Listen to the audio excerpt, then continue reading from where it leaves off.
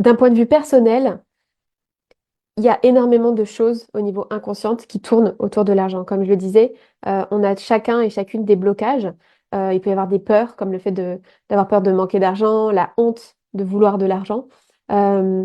des croyances limitantes aussi qui peuvent être engrammées dans notre identité, dans ce qu'on a vécu dans notre histoire,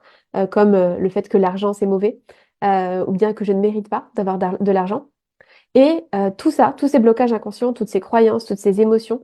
ça vient créer des décisions financières qui vont être basées sur de la peur, sur la peur de manquer des opportunités aussi. Et donc, du coup, bah, parfois, on va manquer des opportunités parce qu'on a peur de faire un choix financier. Ça peut provoquer un sentiment de stagnation ou bien une surcharge mentale. Bref, si jamais vous avez jamais travaillé sur ce sujet, il est probable que ce soit vos croyances qui guident vos choix, et souvent sans même que vous en ayez conscience. Et je sais pas si ça va vous rassurer,